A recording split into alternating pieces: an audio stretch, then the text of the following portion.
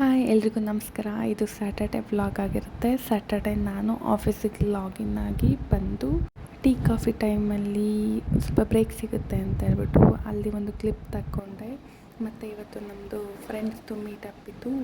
ಒಂದು ವರ್ಷ ಆಗಿಬಿಟ್ಟಿತ್ತು ಅನಿಸುತ್ತೆ ನಾವು ಮೀಟಾಗಿ. ಸೊ ಇವತ್ತು ಮೀಟ್ ಆಗೋಣ ಅಂತ ಡಿಸೈಡ್ ಮಾಡ್ಕೊಂಡಿದ್ವಿ.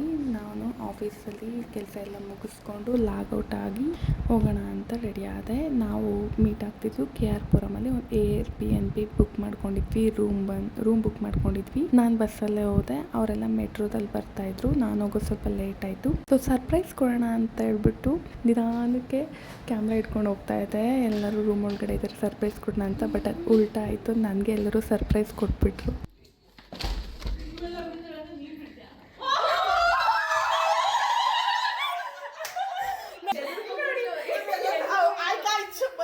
ಯಕ್ಷ ಬೇಬಿ ನೋಡಿ ಫುಲ್ ಖುಷಿ ಆಯಿತು.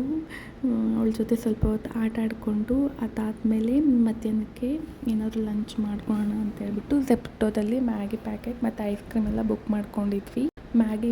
ಮ್ಯಾಗಿ ನಾವೇ ಪ್ರಿಪೇರ್ ಮಾಡಿಕೊಂಡು ಲಂಚ್ ಎಲ್ಲ ಮಾಡಿಕೊಂಡು, ಒಂದು ವರ್ಷ ಆಗಿತ್ತಲ್ವ ನಾವು ಸಿಕ್ಬಿಟ್ಟು. ಸೊ ಹಾಗೆ ಮಾತಾಡ್ಕೊಂಡು ಕುಂತಿದ್ವಿ, ಟೈಮ್ ಸ್ಪೆಂಡ್ ಮಾಡಿಕೊಂಡು. ಸೊ ನೆಕ್ಸ್ಟು ರೀಲ್ಸ್ ಮಾಡೋಣ ಅಂತ ಹೇಳ್ಬಿಟ್ಟು ರೀಲ್ಸ್ ಮಾಡ್ಕೊಂಡ್ವಿ. ಅದನ್ನು ನೆಕ್ಸ್ಟ್ ವ್ಲಾಗಲ್ಲಿ ಅಪ್ಲೋಡ್ ಮಾಡ್ತೀನಿ, ವೆಯ್ಟ್ ಮಾಡಿ.